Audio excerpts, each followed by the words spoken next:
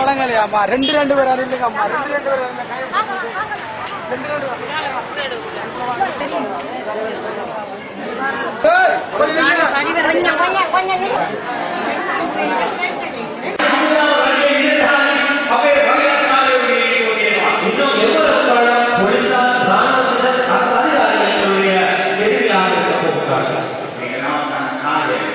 இதை நிறுத்துவதற்கான காரணம் இருக்கிறது.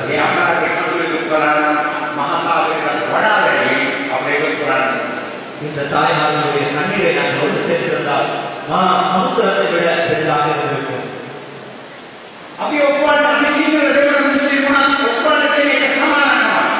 நாங்கள் சிங்களம் முஸ்லிமாக இருந்தாலும் நாங்கள் எல்லோருக்கும் ஒரு சமத்துவம் இருக்கிறது, ஒரு சமமான அரசு இருக்கிறது. அப்படி அப்படி யாரும் பிள்ளைகள் தொடர்பாக அன்பு எங்களுடைய உறவுகள் காணாமலாக்கப்படுகின்ற போது வருகின்ற கண்ணீர் சமமானதாக இருக்கிறது. எனவே சமானமாக அதெல்லாம்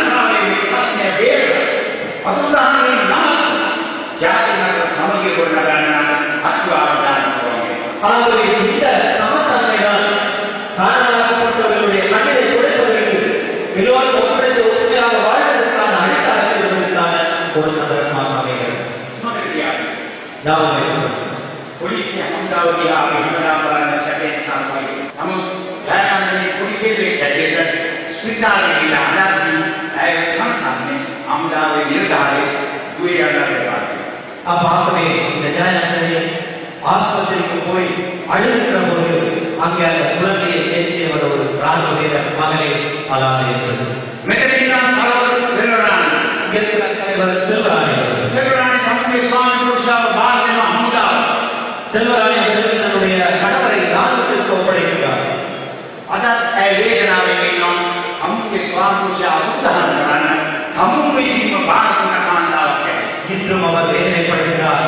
தன்னுடைய கணவர் காணாமலாக்கப்படுவதற்கு தான் காரணமாக இருந்திருக்கிறார். காரணம் ராணுவத்திடம் தான் தான் கணவரை ஒப்படைத்திருக்கிறார். ஆனால் 2004 சுனாமியிலே செல்வராணிக்கு கவலையை வந்தோட ககரம் கீழா அது உதாரணம்.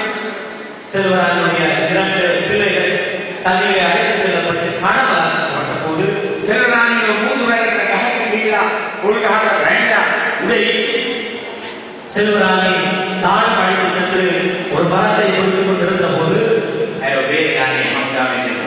அவரை காப்பாற்றுகிறவர் ஒரு ராணுவ வீரர். 90ஆம் ஆண்டிலிருந்து 2009 வரைக்கும் காணாமல் ஆக்கப்பட்டவர்களின் முடிவு இதுவரைக்கும் தெரியவில்லை. அவர்கள் உயிருடன் இருக்கிறார்களா இல்லையா என்றுதான் எங்களின் கவனக்குது. அவர்கள் உயிரோடு இருந்தால் மீட்டு தரவும், இல்லை என்றால் அதுக்குரிய பதிலை சொல்லவும், அவர்களுக்கு என்ன நடந்தது என்றை கூறவும். உயிரோடு இருப்பவர்களுக்கு மரண பதிவு சான்றிதழை வழங்குகின்றார்கள். அதுவும் இறந்திருக்கலாம் என்று வழங்குகின்றார்கள். ஆனால் அவர்களை அப்படி வழங்குவது புலியான ஒரு தவறான ஒரு விடயமாகும். அவர்கள் காணாமல் ஆக்கப்பட்டவர்களுக்கு காணாமல் ஆக்கப்பட்ட மரண பதிவை சவரிக்க வேண்டும். இதைதான் நாங்கள் அவருக்கு கேட்கின்றோம். காணாமல் ஆக்கப்பட்டவர்கள் என்ன ஆனார்கள்? அன்று வரை இன்று வரைக்கும் காணாமல் ஆக்கப்பட்ட உறவினர்கள் போராட்டத்தில் தான் இறங்கிக் கொண்டிருக்கின்றோம். அன்று தொடக்கம் இன்று தொடக்கம் வரை எந்த ஒரு முடிவும் எங்களுக்கு கிடைக்கவில்லை. இந்த முன்னாள் ஜனாதிபதி அரசாங்கம் சில நிறைய தவறுகளை செய்துவிட்டார். இந்த நல்ல அரசுக்கு நல்ல சரியிடம் நாங்கள் நல்ல முடிவை பெற்றுத் தருமாறுதான் நாங்கள் போராடுகிறோம். இந்த நல்ல அரசு எங்களுக்கு காணாமல் ஆக்கப்பட்ட உறவுகளுக்கு நல்ல ஒரு முடிவு நல்ல ஒரு கோரிக்கையை தர வேண்டும். இனிமேலும் இந்த காணாமல் ஆக்கப்பட்ட போராட்டம் தொடரக்கூடாது. அதால நல்ல அரசிடம் நாங்கள் கேட்பது என்னவென்றால், எங்கள் காணாமல் ஆக்கப்பட்ட உறவு எங்கே என்ன ஆனார்கள்? உயிருடன் இருக்கின்றார்களா இல்லையா? என்ன நடந்தது? எங்கே மறைத்து வைத்திருக்கின்றது? மறைமுகமாக மறைத்து வைத்திருப்பது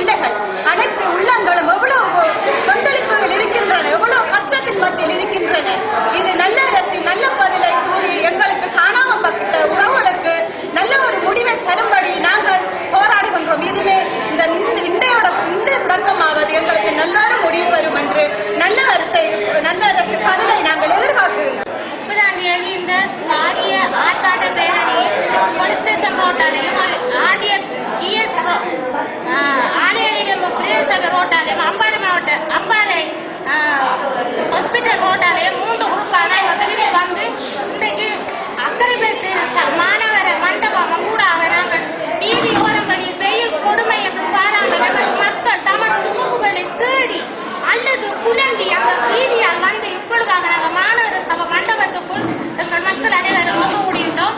இன்று நாங்கள் வரும் அரச தரப்பினரிடம் கேட்க போகும் கேள்வி, எங்கள் உறவுகள் எங்கே?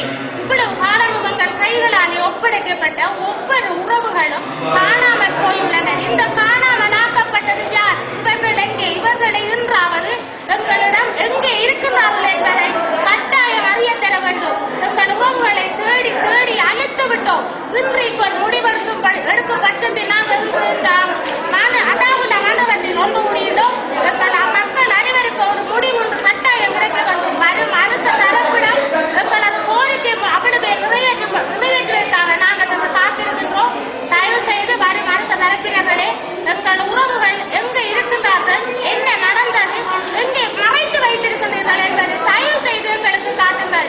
இந்த ஒவ்வொரு தாய்மாரும் ஒவ்வொரு எண்ணெய் போன்ற கணவனை இழந்த மனைவிகளும் இந்த படும் துயரங்கள் எங்களுக்கு கண்கொண்டு பார்க்க முடியாது. இந்த அரசு அதற்கு பதில் சொல்ல வேண்டும். இந்த மகன் ஹக்கீம் முகமது ஹக்கீம் நான் மற்றவர்களுக்கு நடுதான கொள்முதல் வந்திருக்கேன். என் பிள்ளைய கொண்டு 7 வருஷமா ஆகுது.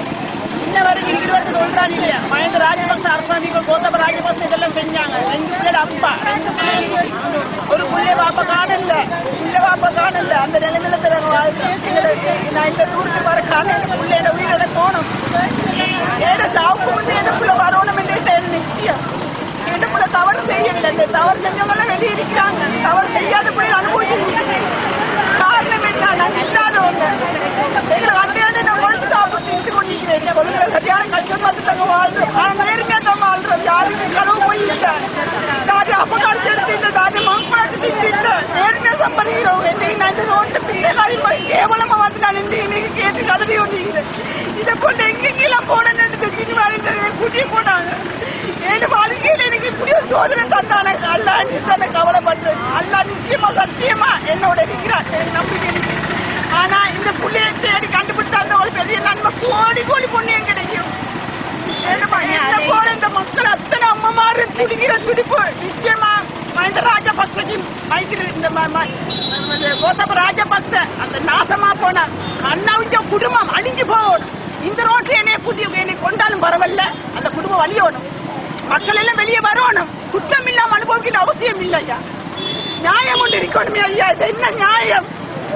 நான் இல்லாத சுட்டியா? நான் சண்டியனும் இல்ல, படிச்சவனும் இல்ல, பணக்காரரும் இல்ல, எளியவங்க சாதாரணமானவங்க. இன்னைக்கு எனக்கு கண்ணுக்கு பேசர் வந்து கண் போச்சு. எனக்கு கொலஸ்ட்ரால் சீனி பேசர் எல்லாம் இருக்கு. ஆனா எனக்கு உயிர் பக்கம் ஒன்றும் இல்லை. நான் 10 மாசம் வந்து பெற்று வளர்த்து தாய்ப்பால் கொடுத்து வளர்த்து அம்மா காட்ட யாரையும் காட்ட போறாங்க. அவங்க எப்ப காட்டுவாங்க? நான் செத்த பிறகு வர போறாங்களா ஐயா? சாவு முந்தி வரணும் ஐயா.